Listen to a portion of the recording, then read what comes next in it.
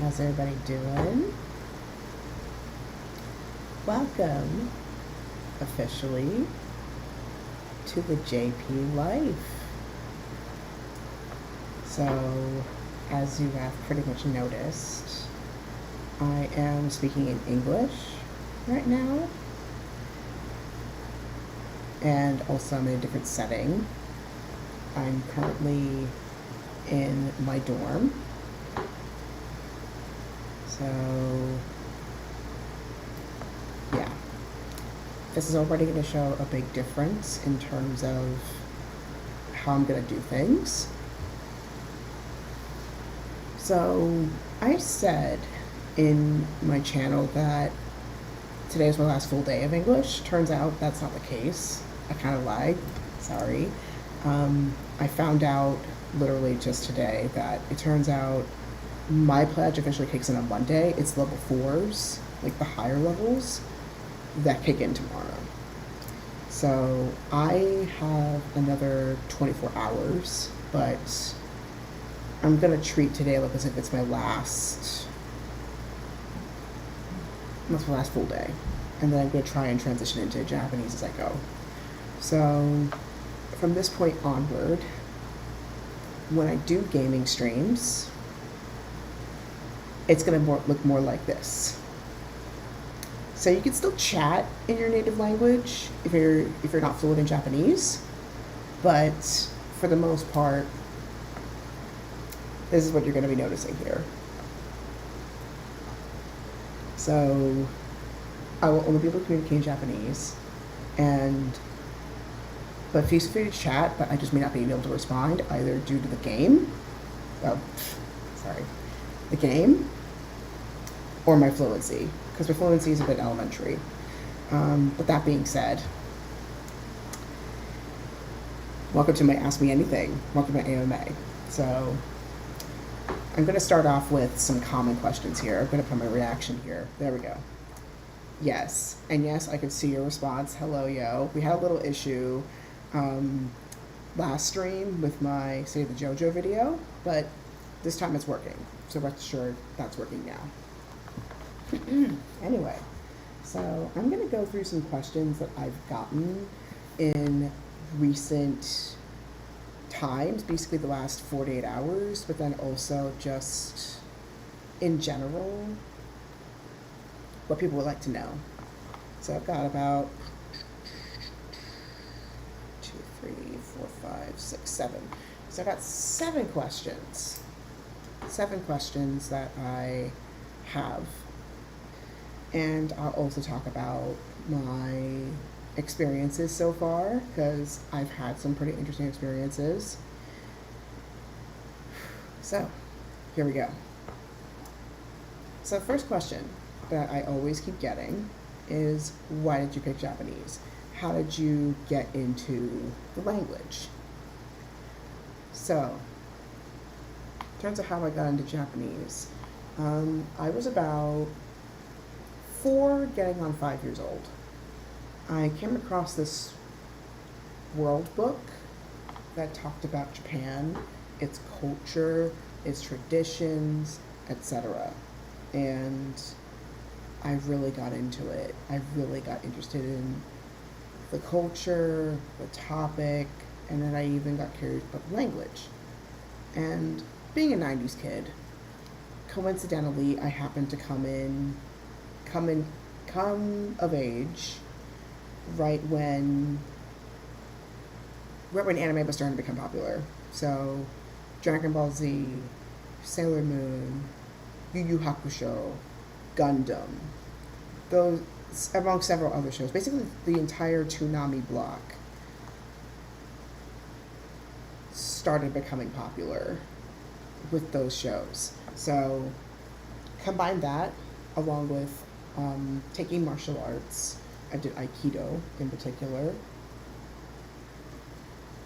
Those things got me into the language.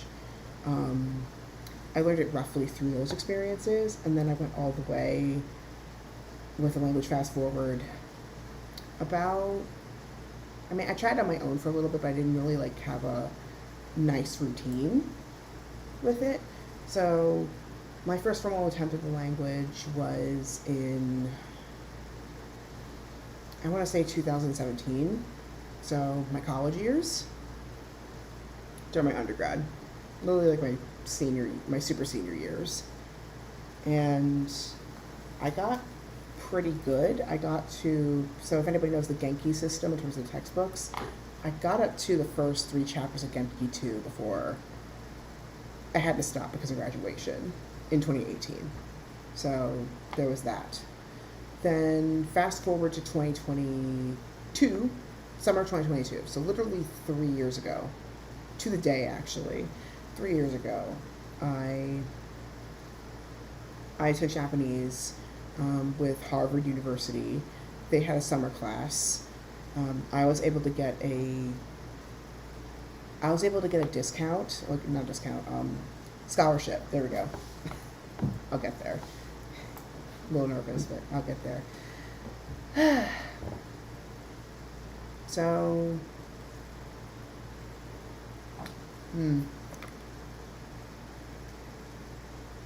okay, I think my messages might have froze, so please feel free to send them via Discord. Because I'm not seeing it on the side, because I bet you're sending more messages, by the way. Side note. Sorry. A little distracted here. It looks like my chat is not refreshing. Okay, you're still here. Okay, you just didn't send anything. Okay, great. Okay, so it is working. Okay, thank you. Anyway. So I took it again at Harvard. And that was, I would say, oh, you're good. Okay, so, okay, got it. All right, I'll give her a call in a little bit. So, fellow language school person too, but she's in, well, not Yo, but Krissa, she's in Italian, coming over next week. So, we're going to be in the same boat, but for different languages. But anyway, rolling back to the story here. So, undergrad, I'd say, is easy mode. Well, easy, but I think I'd say actually hard, because when you're taking a university level, when it's semester long, when it's not as immersive as this, it's very easy to go back into English, and then because you have multiple other subjects, it's pretty easy to not put fluency as your primary thing. So I'd say that's a pretty difficult thing. And then I'd say Harvard's in the middle. The Harvard course I took is in the middle, because there was some immersion. It was a summer course, just as long as this. Well, actually a little shorter. I think it's about like 1 or 2 weeks shorter, so about 6 or 7 weeks. There was some immersion going on, but for the most part, there still was English in limited contexts, so I could still ask some scaffolding questions.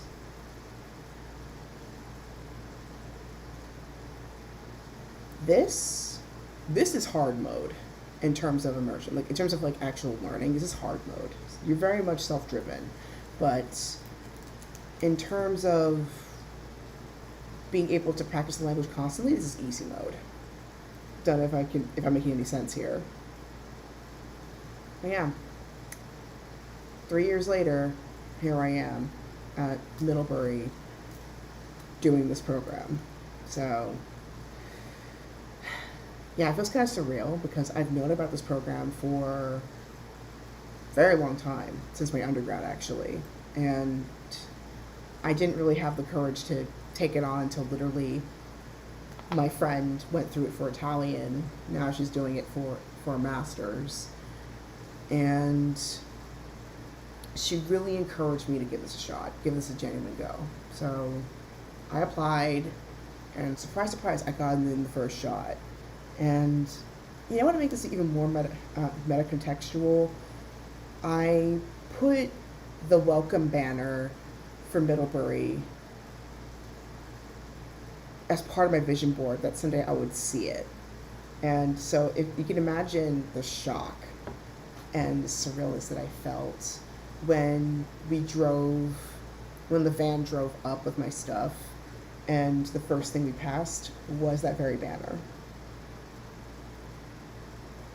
it was like, oh my God, I manifested this moment. Feels incredible. Very intimidating, but also it's incredible that that's how much they trust me with this. So, yeah. So I guess I answered my second question already, which was how long have I been studying? Combined, so there were not really full years, but like they were equivalents of them. So like with my time in my undergrad, I did a semester and a half, so about a year and a half. Then with Harvard, my second go around, yeah, it's a cumulative thing. So with Harvard, my second formal go around, they say it's an equivalent of about, I think that one was a little under an academic year, if not about an academic year. So equivalent of 2.5 years before I did this. And apparently the program that I'm currently doing is the equivalent of an entire academic year as well. So basically it'll be the equivalent of 3 years worth of education. Now granted, the first 2 times it was basically the same units done over and over again. So pretty much like, if you know the textbooks, the Genki textbooks in particular, I did the entirety of the first textbook and a small portion of the second one. So Genki 2, I got up to maybe chapter 16, 17, about. I went further the second time, but like not by much. So this summer, I mean, I still get to find out what textbooks I'm going to have to get, but the odds are good, which I feel ridiculous doing this now. The odds are good it's going to be Genki 2 again, but this time the whole thing. And you want to know why I feel ridiculous? Because all of the YouTube channels that talked about Japanese, let me zoom in here for a second, be a little more serious here. All the YouTube channels, at least the ones that like got most of it, that talked about this program, they only show the Tobira books, which are apparently more upper intermediate. This is like a little bit more elementary, but almost all the videos kept showing Tobira, not so much Genki. So I didn't know that Middlebury actually used Genki in their system. So that was like, and to think, I almost took it with me, and now I wish I did. So I literally had to ask my parents, hey, can you please ship me my textbooks? So first piece of advice for anybody who's thinking to do Middlebury, take your resources, because you never know. Just take everything you have, because you never know what you're going to use, okay? You really don't know.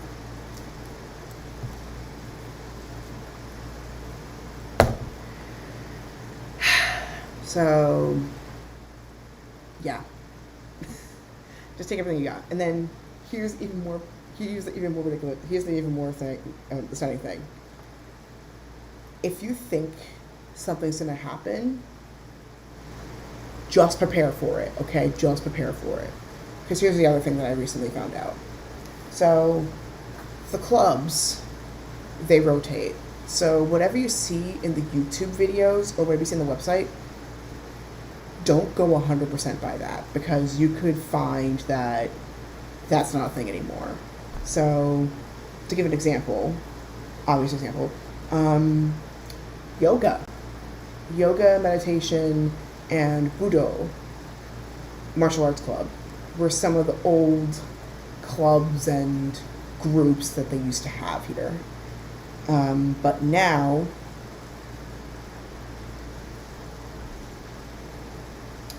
those aren't offered anymore. So I brought my yoga mat with me.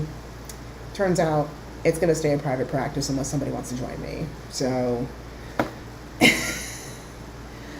yeah, so no yoga and meditation in terms of classes, but I know there's a gym, so not the end of the world. However, here's the funnier thing. Once again, why you should bring the things you wouldn't think you would bring. There's a Karuta club. Yep, Karuta, as in Chihaya Furu Karuta. There's a Karuta club. And I had a Karuta box set. And I left it in the living room because I thought it was going to be too much weight. But I could have literally practiced. God. So, second lesson, if you're thinking that you might not need it, just bring it anyway, because you never know. You never know. Something might come up. All of a sudden, it's right there. It's literally right there.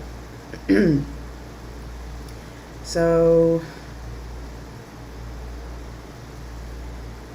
next question I got.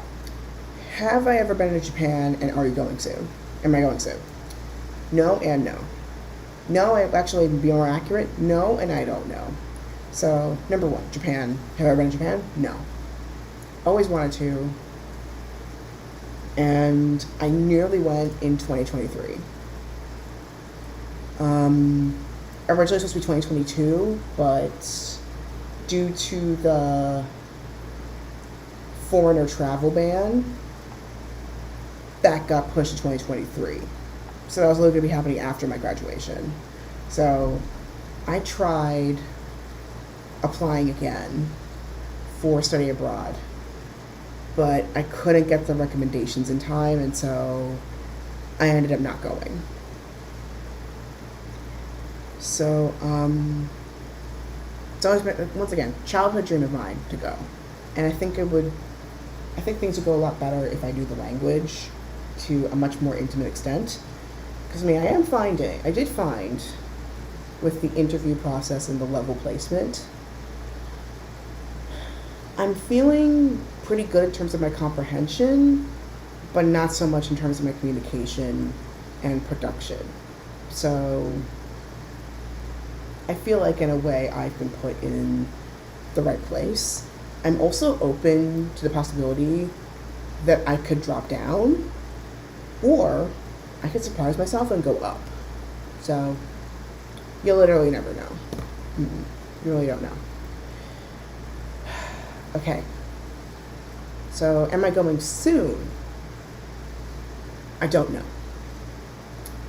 This time, third time, literally is the charm here. Because yeah, exactly. So they might say I overpass in terms of activities and stuff. I'm here for 2 months. Case in point today, mostly what I did was napping.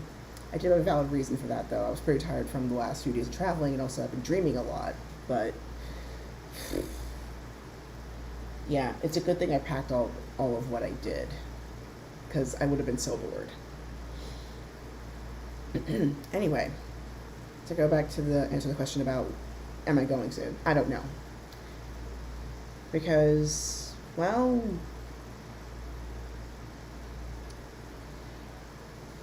my family really wants to help me go. But with how unpredictable things have been recently,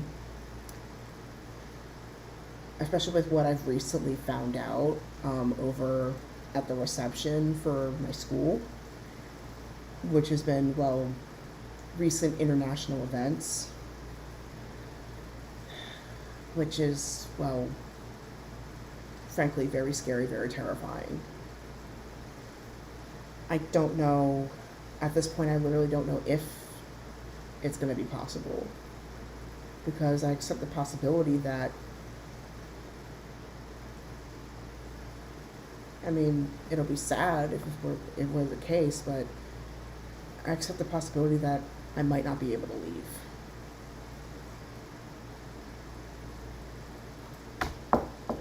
I'm hoping that it doesn't come to pass, but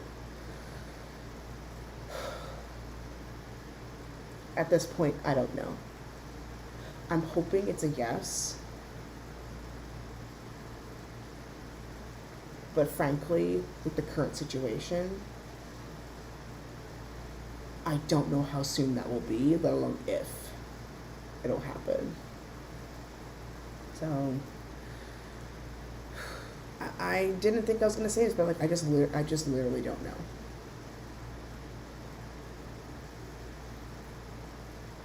I don't know how soon I'll go, but I'm hoping sooner rather than later. Sorry, I didn't mean to go very down tempo right now, but it is what it is. Anyway, next question. What made you pick Middlebury? How did you hear of it? So as I said earlier, going to Middlebury College. Sorry. I'm going to Middlebury College, which is well known for their foreign language department. They literally have a trademarked language pledge, which means you do not speak you do not speak anything but your target language for whatever duration that you are in school. So depending on the language and the program that you're in, it could be as short as 3 weeks, it could be as long as 2 months, like what I'm doing. And even in your private time, it is preferred that you stick with it because, I mean, these walls are thin, at least to me. So even in your private time, you are expected to keep this up. They keep track of repeated offenders, and they will not be hesitant to ask you to leave if you constantly flunked the language pledge. They take it that seriously here. It might depend on some schools might be a little more relaxed about it. Here, they're very strict. It's like you're going to get the most out of what you put in. They are very clear on that. They were saying that even with the orientation. I just came from that. They're very serious. There are very few exceptions to the language pledge because it is enforced everywhere, even in town. Even if you think you're going to have an escape in town, you're not. You're still bound to it. So you have to try it and have as many confirmation. You have to keep, like, if you are going to talk with somebody in English, you have to keep it to a very bare minimum. Keep it to business. If you need, but that being said, there are exceptions to it, which I feel like, especially since I'm a level 2, most of the videos that I've seen tend to talk about level 1s or level 3s and level 4s. I'm a level 2. So basically advanced enough not to be a total beginner, but not advanced enough to be in like the intermediate. So like around like edge of N5, N4 territory. So there are a few exceptions. Like the biggest exception that they emphasize is health, mental and physical health in particular. If you need mental health services, they have them on standby.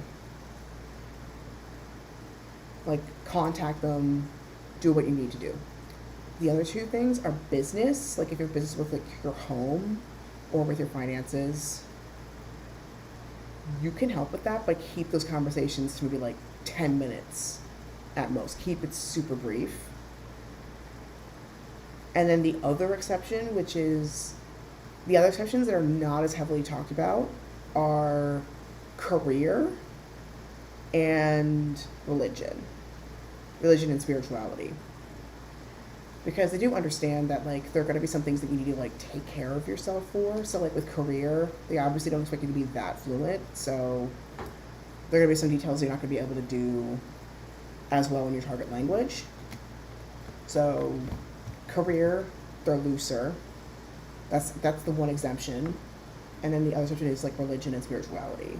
Because they do recognize that there are going to be some things in your religion that won't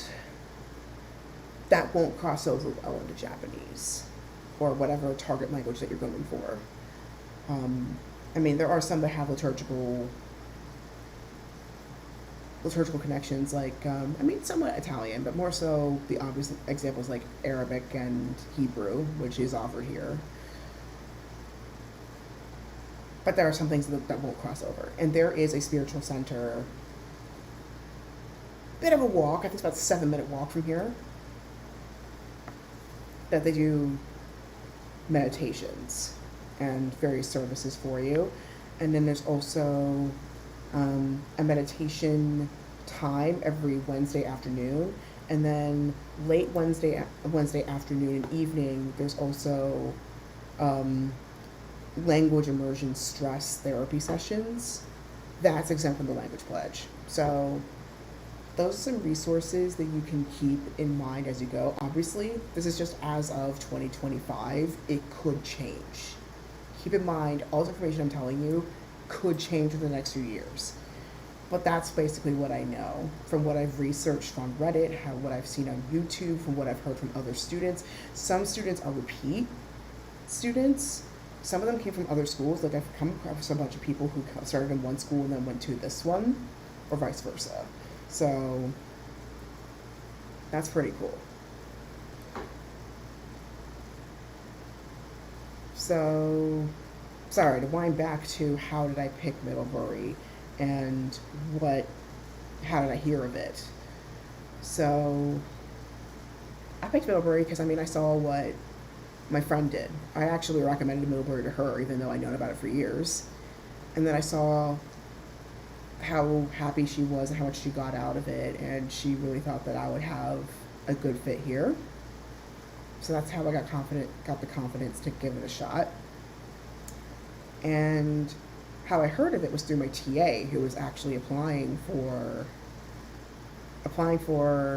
either the program itself or the master's. I still debated whether or not he actually got in, because he'd been trying for years. But yeah, he said it was you will learn the language super fast here. And then I watched the YouTube videos of people going in before and after, and like how much progress they made was incredible. Blew my mind. And I was like, okay, you know what?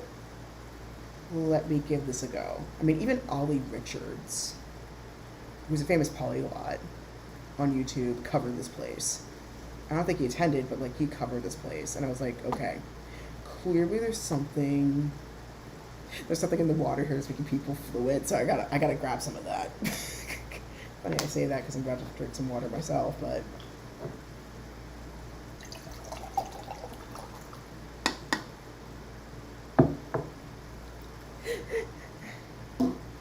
yeah. I was like, okay, I gotta try this magical place that makes people fluent in the summer.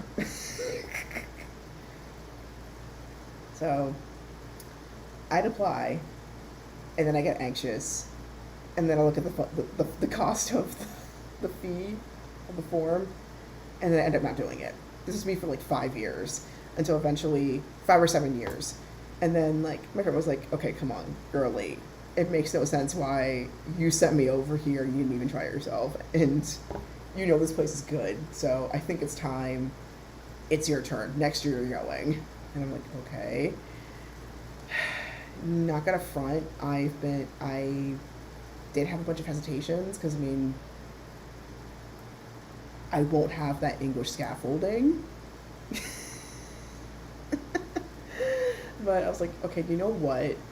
I've tried on my own twice. With using campus courses, traditional campus courses. I've tried doing it on my own for a long time, but I don't have the resources, nor do I have the energy, or at least at the time, not enough time to even give the adequate study. To be upfront, you can learn this stuff on your own, but I do find for some of us, we need a little extra push to keep this going, and I'm one of those people. I need a little bit of an extra push for me to keep going. And so in a way, this is kind of my last chance saloon. If I'm not going to get it down now, when am I? So I jumped on. I applied.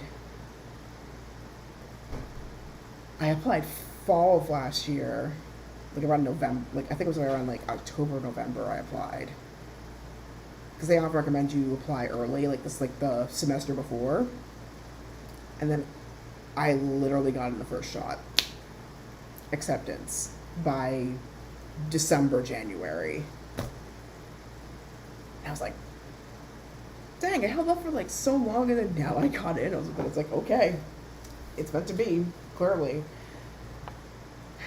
And then the panic and anxiety kicked in. Why did I start this so late? Am I going to survive this? It even kind of lasted even into the last 24, 48 hours. I'm like, I'm in the middle of nowhere, Vermont. Can I do this? And even the panic is kind of setting, even though I have another 24 hours of English. I'm still so nervous. I'm still nervous as hell. I'm still nervous as hell, but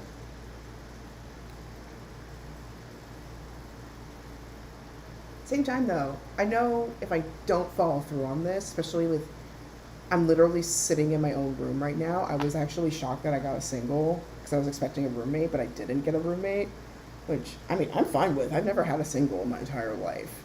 Well, besides my room, obviously. Besides my room, I've never had a single.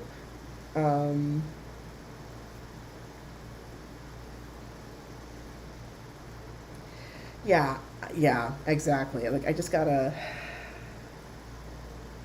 have faith. Because, I mean, listen.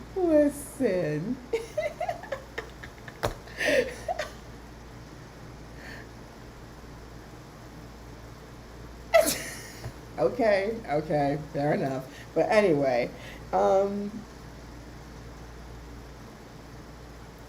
never have never had my husband, like, never had a single look. It's not even in college. Like I lived in a quad when I was in college, and then I lived in a double, which kind of pseudo became a single my second half of college. So this is like my true first full single experience. So this is really a new thing for me. But yeah, it's gonna be a really interesting time.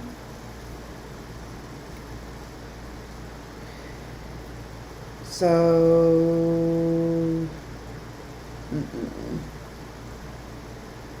ultimately, these professors and TAs and bilinguals, which are basically designated people who speak both English and Japanese, they came up with a system. They obviously they've done a lot of trial and error to come to the program they've come to. So I just gotta go ahead and trust them and see how they can help me and what they can teach me, which is a lot. So yeah, it's gonna be an interesting 8 weeks.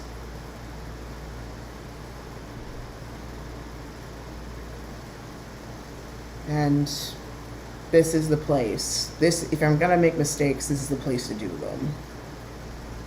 So just let myself play around and see what happens.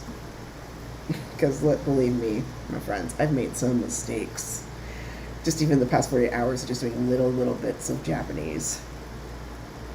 But this is the place to do them. This is the place to do them. Which will give me which is a sub question, which I actually did ask some of the staff and the faculty here, is, do you notice any difference when it comes to the ages of people who come here? Because the people who come here as young as 16 years old, there's some 16-year-olds in this program, and then there's even people as old as like 89. Like, there's like this one guy apparently who just bounces around different language schools and just learns everything he can.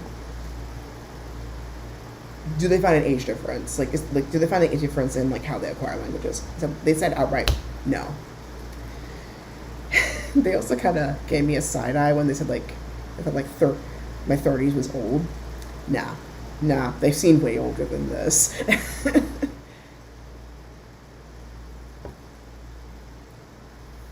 Yeah, they've seen older than this.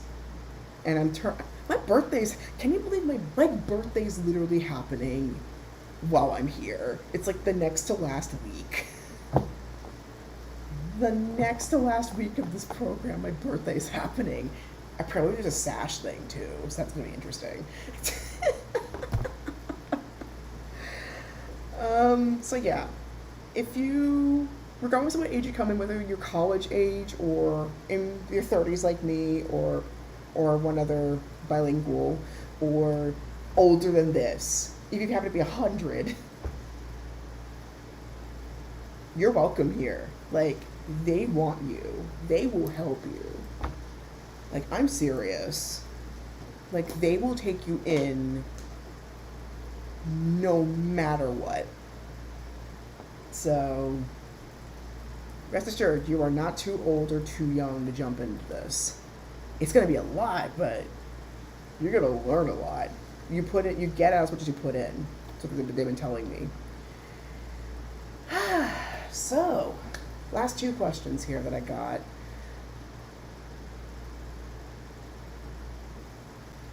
Last two questions I got down here is, what do I hope to accomplish? Which, this is I'm going to zoom in here, because I might use it in my vlog, because I am going to put vlogs in addition to this, because I've been filming for the past 72 hours.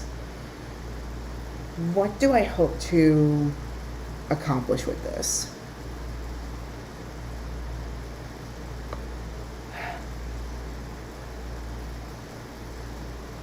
I'm trying not to put too much for myself. And the thing I got recommended by the bilinguals and the teachers is to set up a goal you'd like to have at the end of the year, at the end of the term. And I'm still trying to kind of figure that out, which hopefully I can figure out the words for it by the end of tomorrow. Because, yeah, I don't know how I'm going to be able to articulate this in Japanese, but here are some things that I would like to experience, at least, while I'm here.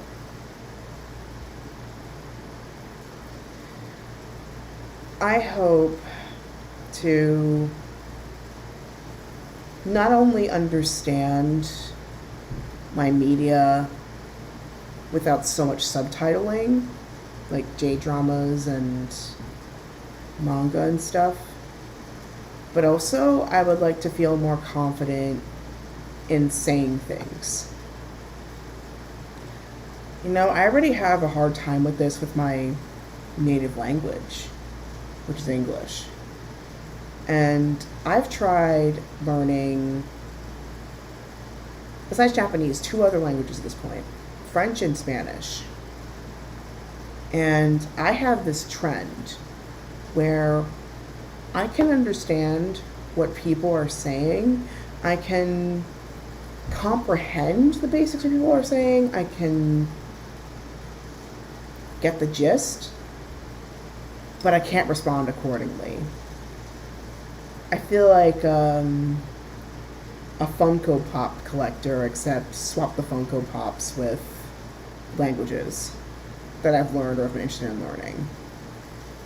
And it's funny I say that, considering, well, I actually am a Funko Pop collector back at my house, so pretty apt metaphor, actually. But swap that with languages. Or, even better metaphor. Hold on. Let me cook. I'm like a book collector, where I grab the books, but I don't read them, so I don't even know what they're about. Same thing with languages for a good while, up until this point. I would acquire some knowledge, I would get the interest, but I don't have I don't have the skill set to fully utilize it. So I guess my biggest goal was really to be able to, for once, be able to say that I'm bilingual.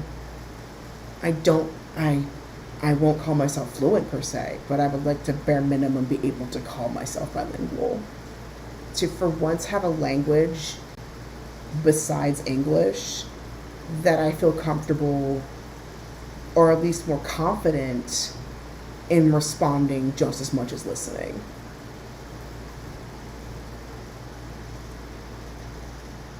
Obviously, I need to figure out a more solid gauge besides that metaphor, but that's what I like to accomplish, is to be able to have a language that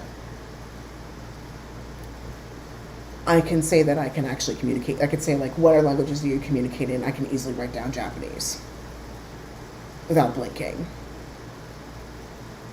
Like, I can talk. So that's the main thing. In terms of smaller goals, I mean, I would like to be able to read a manga, and also play games. So I downloaded some games, which I'll talk about near the end of this AMA, that I'm going to play on this channel. And there also will be some study sessions that you can join me in as I go. And so yeah, I'm not going to be alone, because you guys will be part of the journey with me.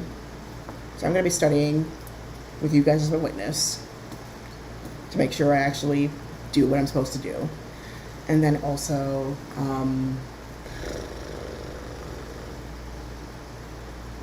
play some games as part of my practice, because that's very important for me. So, facts. That is very true. The TBR pile is overwhelming and never ending, because I mean, we're human. We got so many books.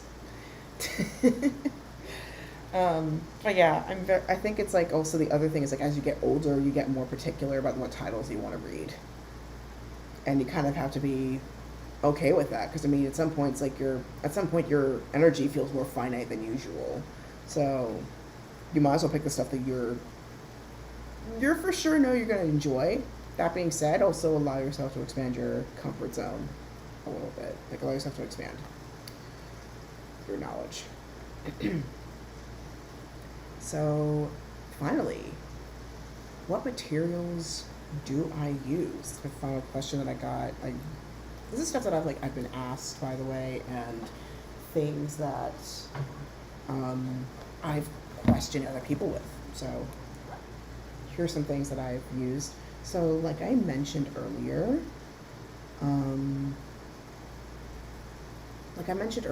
I do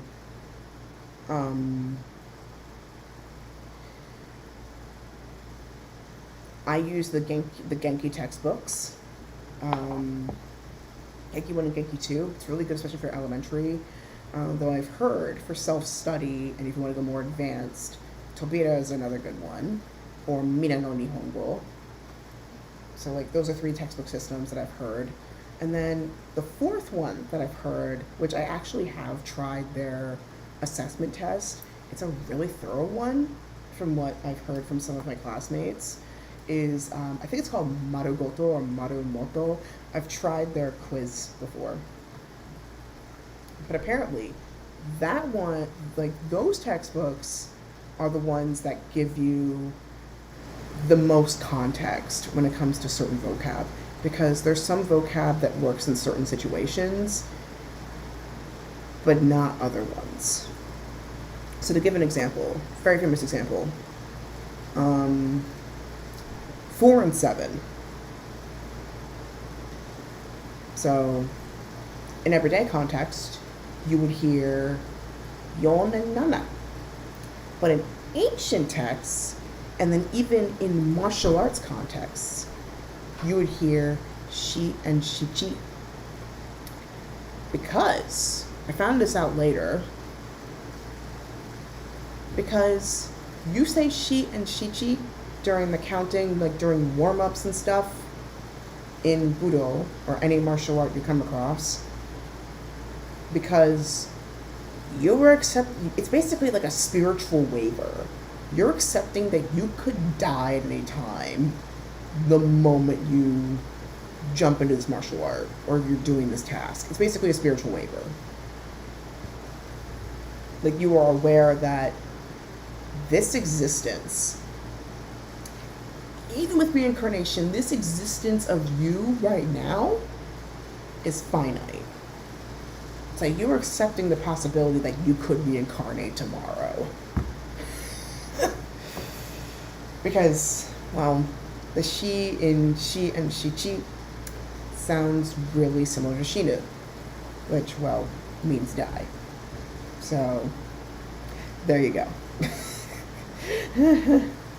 So, little context of that. So, like, Marugoto or Marumoto, I forgot what it's called, but, like, if you look it up, you'll find it. That textbook apparently is good for, like, specific contexts like that. Other things I use a lot of stuff. So I use jisho.org, which is an online dictionary. But if you want to go more portable with dictionaries, here's a few that I recommend. Imiwa, which is an app. Looks like that. Don't know if you can still download it, but like that app, Imiwa, it's a really good one. All the recommendations I've gotten, let me see. There's a couple that I got recently. One is Shirabe Jisho. One of my classmates said that this app is good for if you want to translate your kanji or get certain pronunciations down. That's a really good one.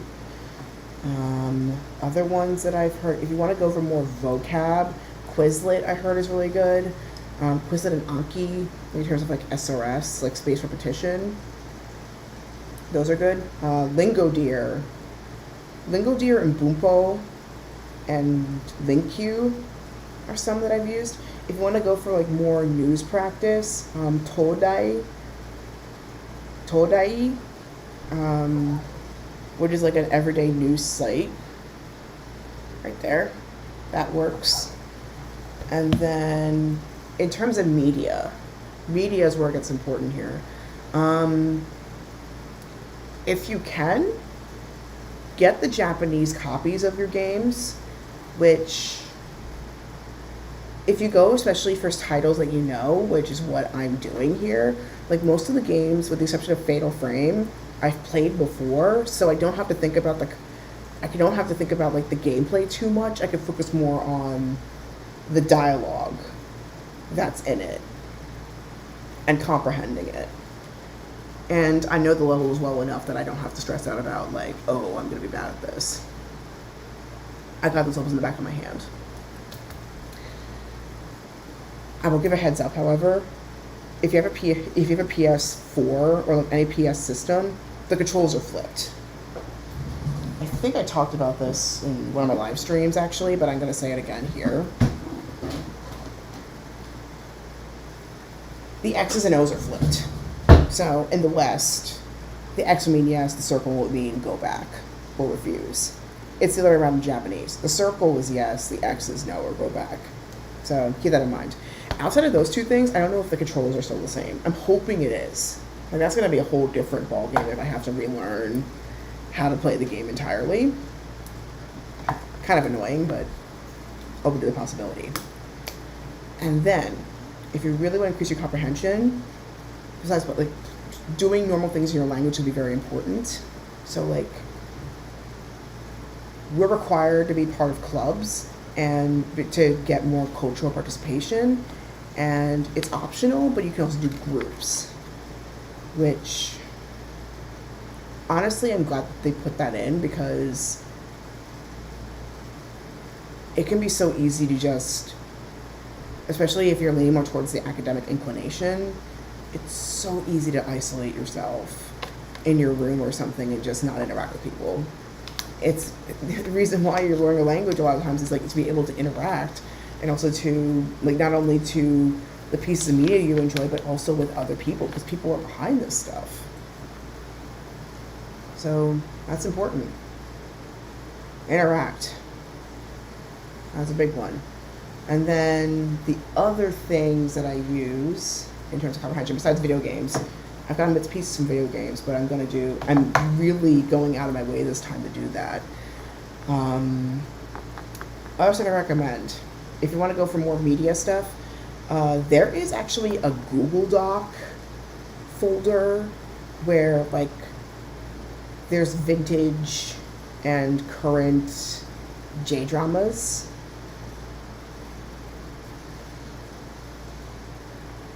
Which I highly recommend. I think you should be able to search for it.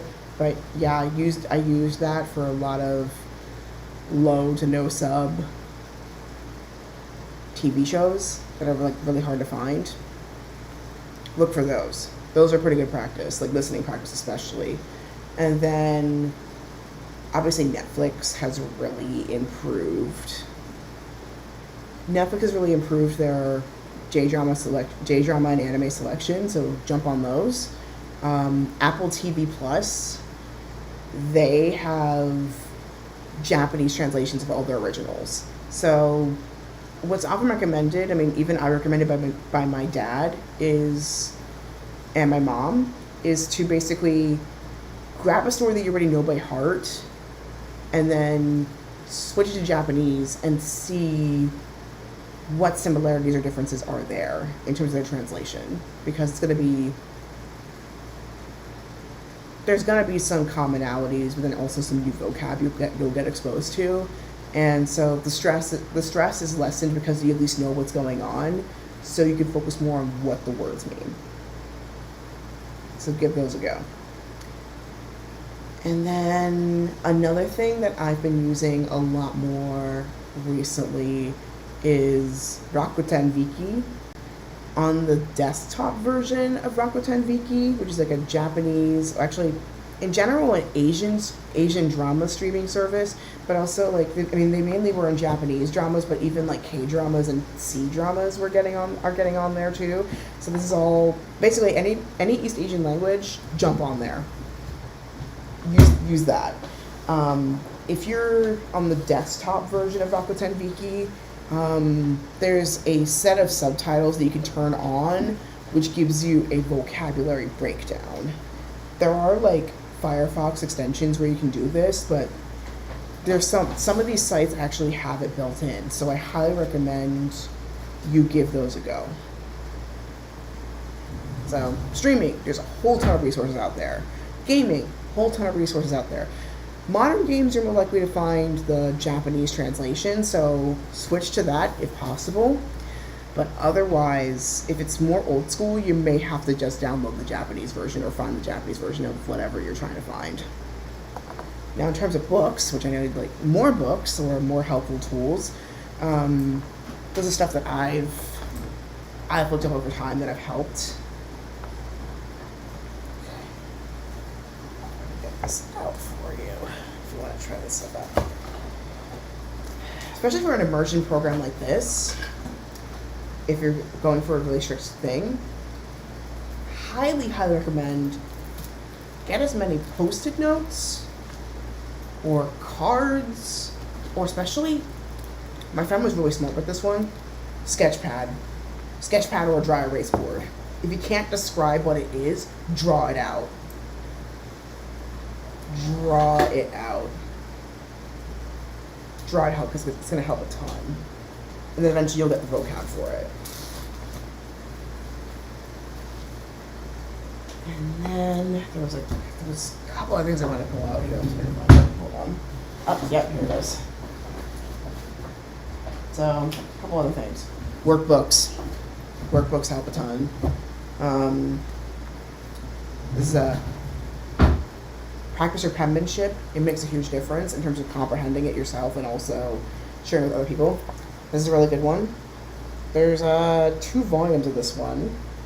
Of course, if you have any of those textbooks that I mentioned, they often have it built in already. But if you want to like practice more on your own time in terms of understanding and combinations and stuff, this is really good to have. Also, side note with kanji, I learned a trick from one of my classmates, shout out to her. Onyomi and kunyomi, I finally found out a trick for this. How to tell the difference between using them? Onyomi, it's more likely to be used with nouns, mostly nouns. And then kunyomi, you'll come across it mostly with verbs. There are a few exceptions to this, but like they are very specific. But for the most part, onyomi, you're going to use it for nouns, and then kunyomi, you're going to use it for verbs. So, learned that today.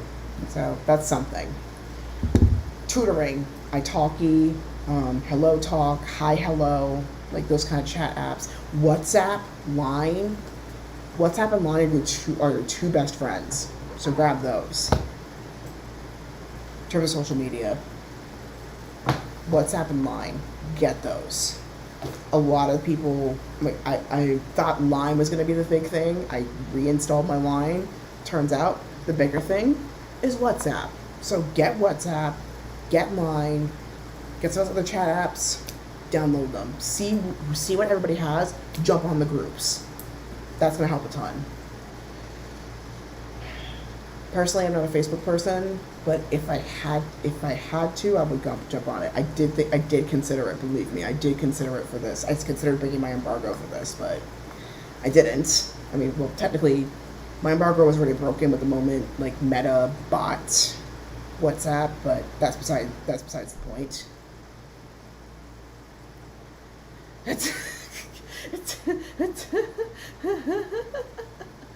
Colloquial.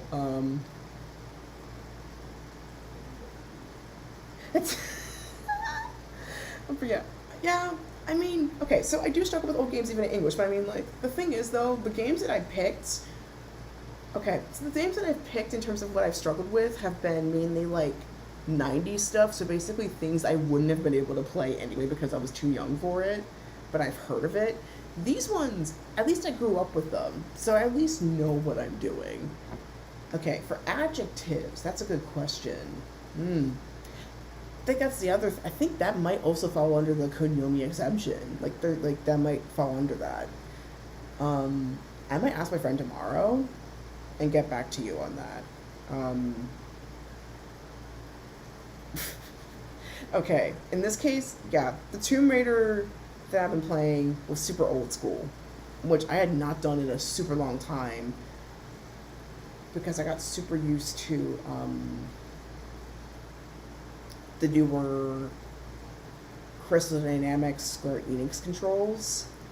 But the point I came back to that, so like, yeah, not as good at that as I used to be. And plus, I played that on the keyboard back in the day. That was different. Yeah, this one's very different because I mean this is like the trilogy, but yeah. Okay, and then this other one, which got recommended by Joey the Anime Man, back when he was studying Japanese, is this book, which is a dictionary of basic Japanese grammar. He talked about this book a lot.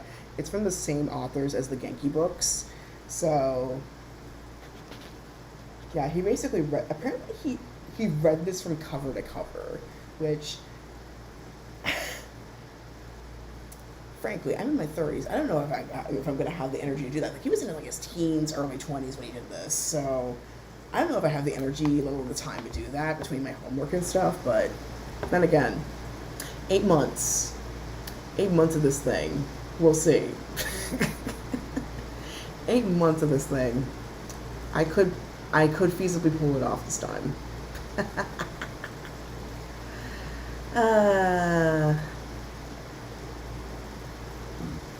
But yeah, that's pretty much all the questions that I've come up with or have come across from people. So I'm pretty open to hearing some more questions for the next 5-10 minutes, whatever it takes. Sorry, I should be specific here. Okay, 2 months, aka 8 weeks of this thing. So yeah. Sorry, I keep alternating between 2 months and 8 weeks. Because, I mean, they're basically the same thing. But I guess more specific, yeah, it's 8 weeks of this. So, my language pledge, aka... Sorry. I mixed up both of them. Okay, so I said 8 months. Okay, whatever. 2 months, 8 weeks, whatever. Um, uh, you're gonna have to clip when I said 8 months because I want to see that.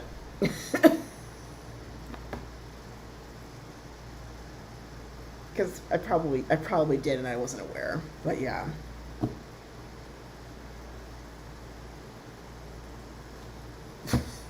It feels the same to me after a while, you know what I mean? Um yeah, it's just been an interesting time getting up here.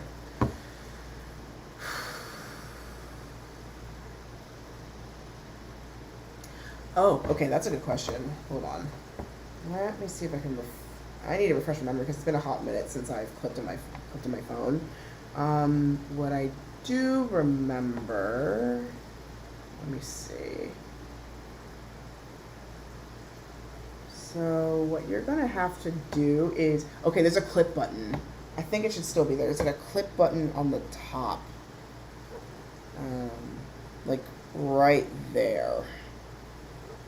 I don't know if it's the same on Android or other kinds of phones, but I know at least for the version I have, there's a clip button. If there isn't a clip button, try checking the settings. Because I tend to do a lot of my clips on desktop a lot of the time, so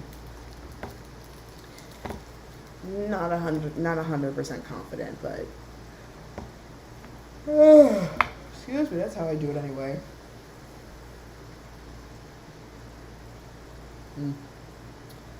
Yeah, feel free to do it post stream if you want, because I mean, I know this is a lot.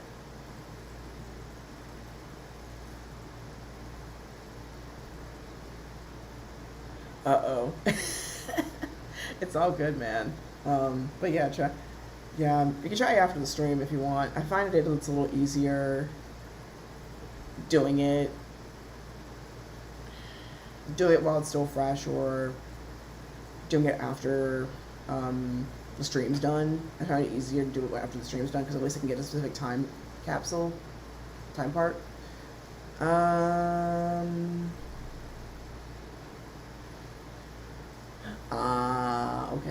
Okay.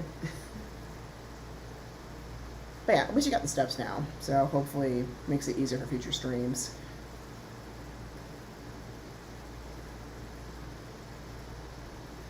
Also, I think you should be able to scroll back, actually. I know there's like this yellow bar that tends to come up. If you scroll that back, you should be able to get back to the point where you were if you just push it. Oh no. Okay, so if you press the clip button, it should like give you this menu or like this display where it shows the clip and then like this yellow bar which shows the length. You should be able to scroll it back to the point where you want to clip it. If it's already happened, that's the key thing.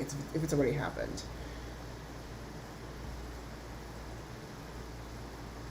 Because yeah, you should still be able to scroll back if you clip.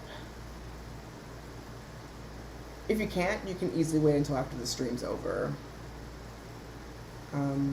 This is going to be available both on YouTube and Twitch, so you got options.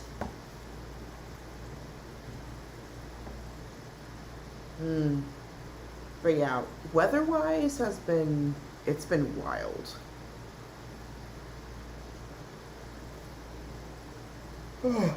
Like there's been like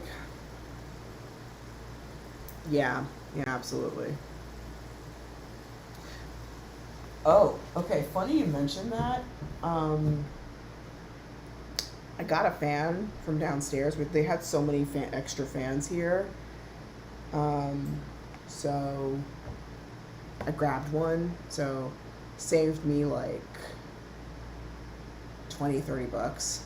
Which, side note, I never realized how pricey fans have gotten recently. I'm used to them being so affordable, like as low as like $6 or $7. Not that kind of fan.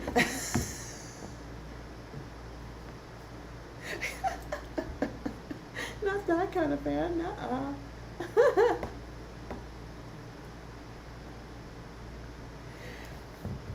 But yeah, like, I don't remember fans being this expensive. But then again, this is the time period that we're in, apparently. Thankfully, they had a lot of extra ones in the lounge, of course. They had a lot of extra ones in the lounge, so I grabbed one, so it saved me a chunk of change. So literally all I have to focus on now is the textbooks. So I'm getting some shipped over. Hopefully those are the ones I actually need. Otherwise, I'm gonna have to buy a bunch from the bookstore, which could be as much as, I'm theorizing $80, $100 at most. Hey, some people have spent as high as $300, peeps, for this stuff. Can you believe it?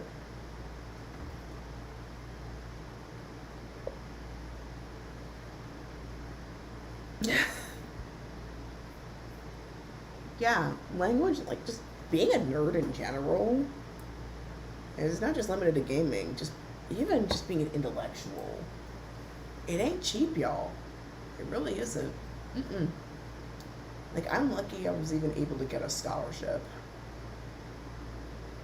Because a scholarship literally is the only way I'll be able to do something like this. Because if I didn't have it, I would have withdrawn. I would have skipped this.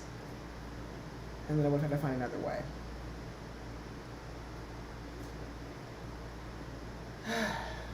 Yeah.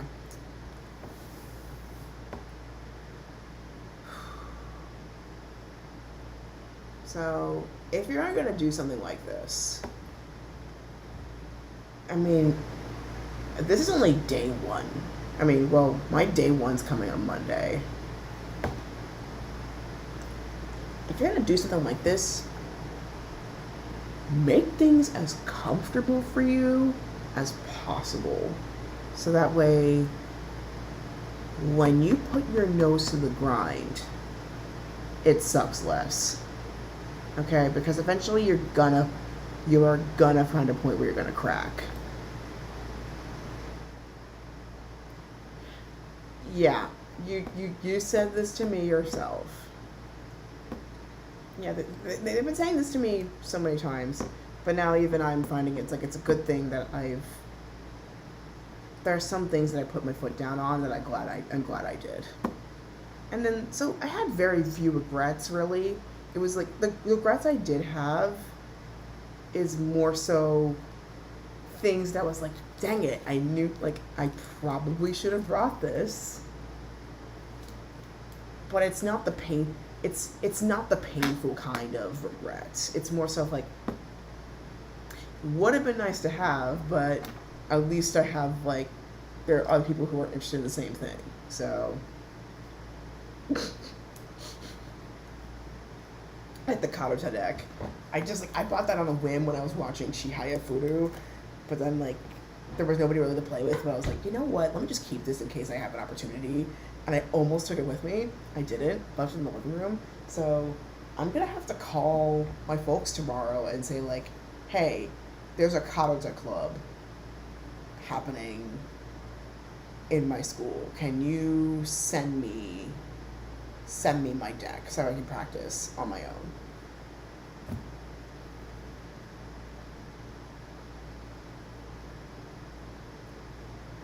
And in case you're wondering what you guys are wondering what Karuta is basically a card game based on the Hyakunin Ishu, which is basically a bunch of popular or critical Edo era poems that you hear the first stanza, and then, like, the second stanza is on the ground, and you have to, like, smack it away before your opponent figures it out. If I have opportunities at the bring when opportunity presents, yeah, of course. But also the other thing is, like, practical stuff, because, like, I carried, like, almost 100 pounds. 100 pounds of items. And maybe, like, 20 or 30 of it's going to be used. Like, consumed completely.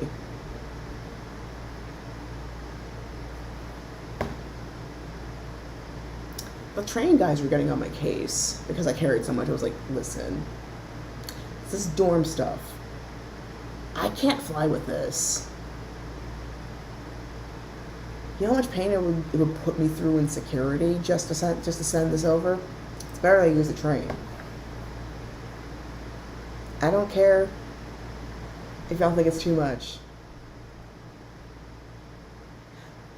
Yeah, Karuta doesn't weigh much, but like the box that it came in was so tricky to put in. I don't know if you get what I'm saying here, but like with the way I was packed, it wouldn't have fit. It was more so like the packaging it came in. If it was more compact, easy, but it wasn't. Keep in mind, again, it's hundreds of cards, hundreds of poems.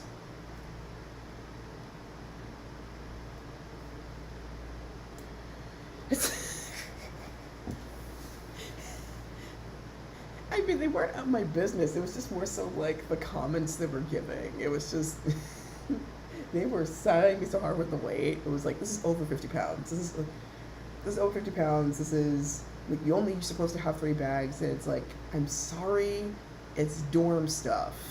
I had to just like, it's dorm stuff. To kind of get them off the bags, like, listen, I'm going to be up here for 2 months. I do not want to shop that much when I'm here, if I can help it. Another piece of advice, bring snacks. Thankfully, there's plenty of spots where we could shop for snacks here, but yeah, bring them if you can help it.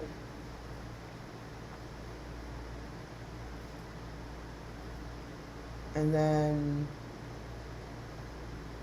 during the summer, like during the day, it gets warm, but at night, especially if you're in the upper floors, it gets pretty cool. So bring a fan to circulate the air, or you might not even have to, because I mean, at least in the school that I'm staying in,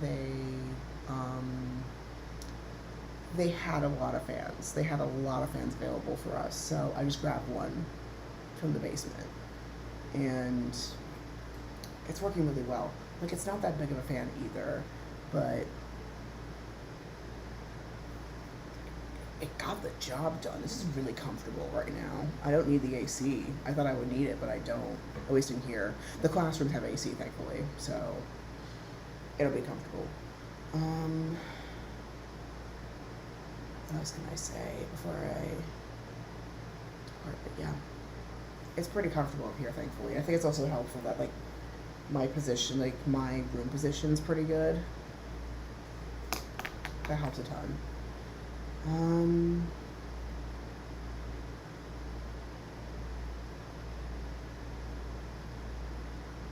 I think it's down to who you are. There are some people who are able to study much closer to, like, tutoring and stuff. There are others like myself that I have to be careful with how much I devote myself to something, because I will get burnt out. You can get burnt out or sick of it.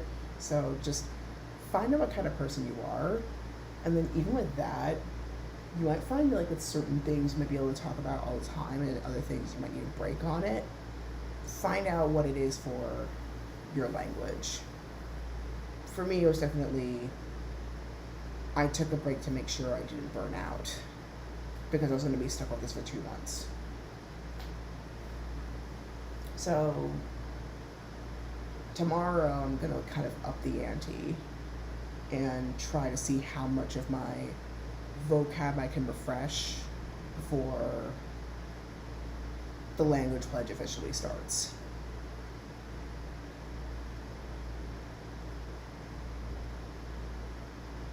And then for intro level, be super patient with yourself. Eventually, the vocab will start catching up. Just see who you, like they said, I think it applies to all the levels, but especially for the early levels. See excuse me, see the person you aspire to be in that language and then just try to go for it. Don't compare yourself to that person, but instead just like keep in mind where you want to go with it. Yeah?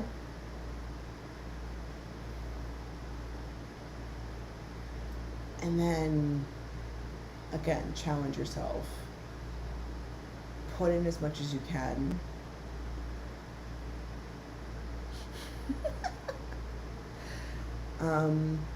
There's one person that I met, this one student that I met, that she thought, like,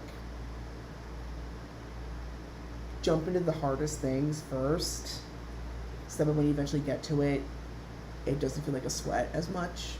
I'm gonna experiment with that and see how it goes. She just flipped to the back of the book and went through the kanji and just try to memorize those.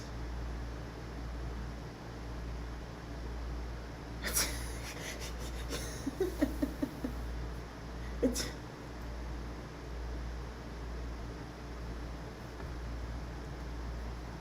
y'all need to expose me like that.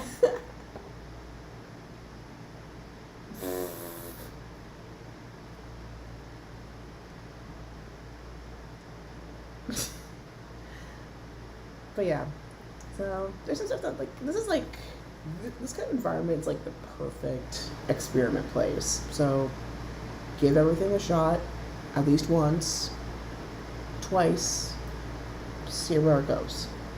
And then also as well,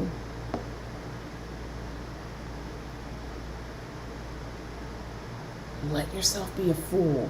It's okay. Let yourself be a fool. If anything, it will break up the tense atmosphere with respect as well. Like make sure you do it with respect as well. Because I mean, I heard these two terms recently. The first time hearing them, omoyari and hizukai, which is basically the two big forms of respect that you need to bring to the other people that you come across in programs like these, and just in general. Because you think respect is common sense, but apparently there are some people who just are way too lax about it, or just don't really think about how their words impact out others sometimes. So, yeah. And most importantly, remembering that like there are plenty of people that can help. This is the stuff I'm telling myself as well as you guys. That there is help somewhere. The part that scares me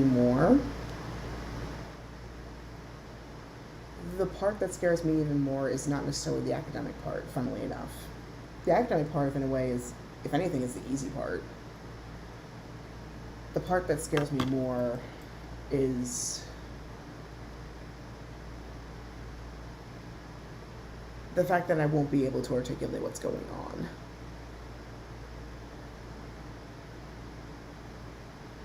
That I won't be able to express what's frustrating me or what's bothering me. I mean, well, I can in a mental health or physical health context, but outside of those two things, I mean, I know they say in an emergency, language probably is out the window. Just say what you mean in English.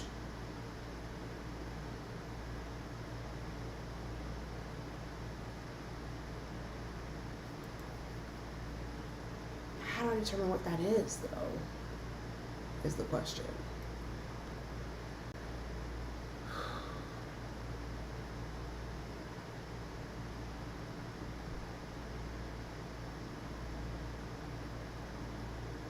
I admit, even right now, it feels kind of,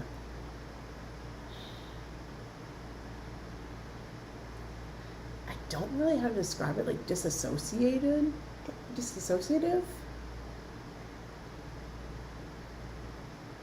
Because this is kind of like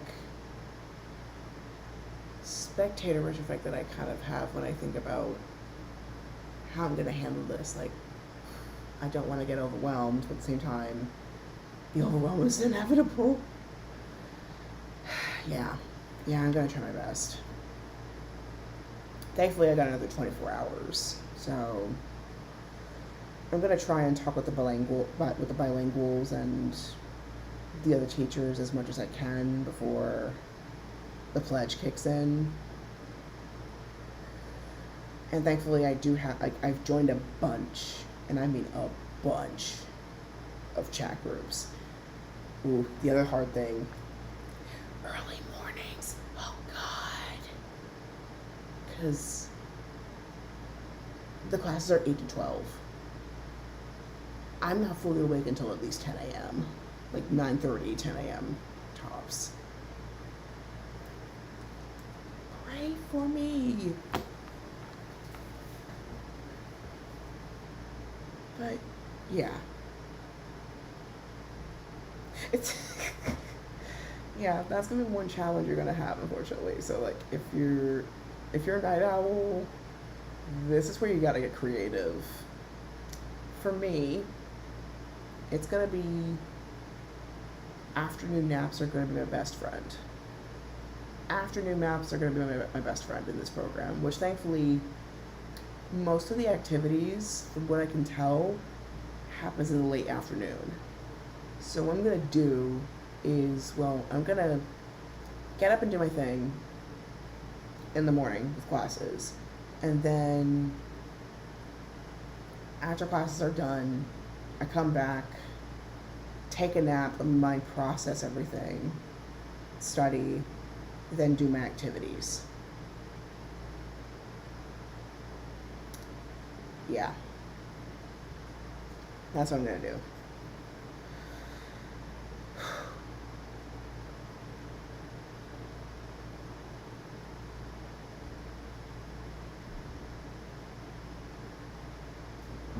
But I mean, that's something I gotta tell myself. Arigato. Something I gotta tell myself.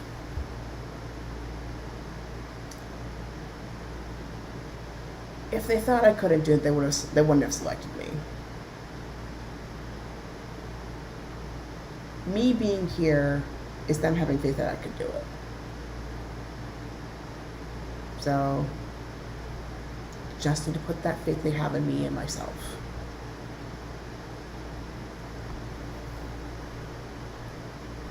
So then I gotta keep in mind.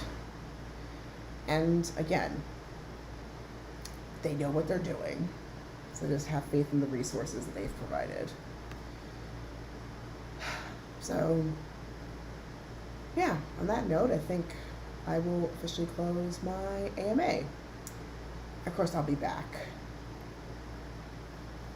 with games. I'll do my best. Ganbarimasu. But yeah, my screen will look mostly like this for a while, so keep an eye out for that.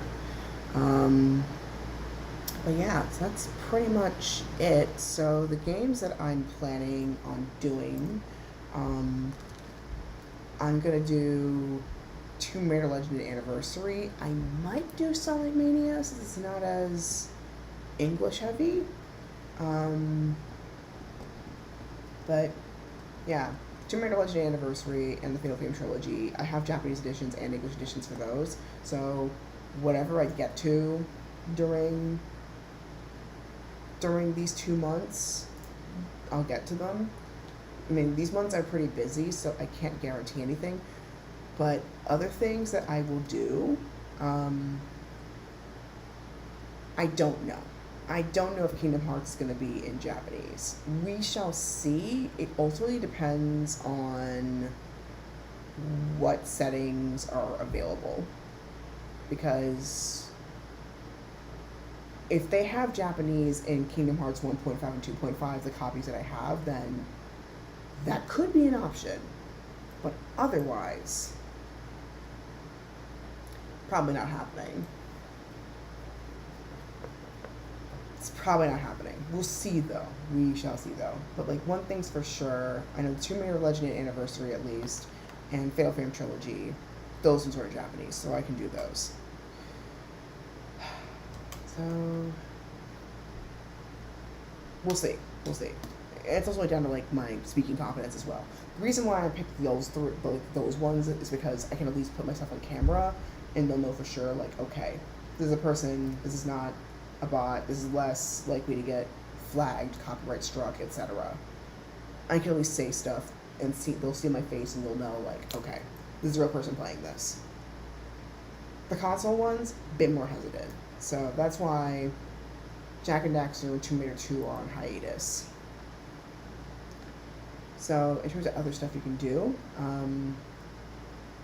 as of right now, the SAG-AFTRA strike is still happening with the video game industry, and probably is pretty good. It's probably going to collapse at the rate this is going. So there are some companies that did come to deals, but still pretty thick into it. In the meantime, feel free to help entertainment workers get through the remainder of 2025 through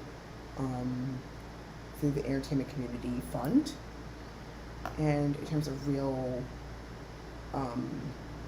life events, I am hoping to go to a convention in September, and there's a possible retreat and supernatural convention in October.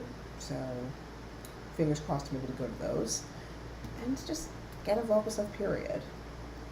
And finally, here's all my social media. Here's all my social media in case you want to check out my stuff outside of this channel or within these channels. I have Blue Sky updates that I've been putting up as much as I can. If you are shopping on my Ko-fi page or donating, please note that I will not be able to do recordings until after mid-August. So that is going to be... That's going to be a state of things for, like, starting tomorrow, really. Starting, like, Monday, if you, or something from there. Recording's not happening until after I'm done with this program. And that's if I even get into it, because, like, possibly pretty good that I might not even remember what it is. And then Substack. Substack I update pretty frequently. I'm working on an article right now. But once again, as well, there will be an accessibility block until mid-August again. Feel free to use your own AI reader. I personally will not do AI to sub my voice, because, I mean, these articles mean too much to me, personally, for me to let AI just read them. So there will be a backlog as a result for recordings until also mid-August. So, yeah. So I'll be updating, but you just won't be able to hear my voice for a little while. And finally, yes, there we go. That was the thing I wanted to fill in. This episode was filmed in the lands of the Mohican and the Abenaki. These are their traditional lands. This school also happens to teach the latter as an official course. It's about 3 weeks, and it is the official language of the indigenous peoples of Vermont. So, yeah. That's pretty much all my updates. Thank you for joining me for this AMA. I hope this was informative. If you have any more questions, of course, feel free to post them, be on my Discord or in my comments, etc. And I'll try to get to them towards the end of my immersion, so you guys can actually know what's up. So, yeah.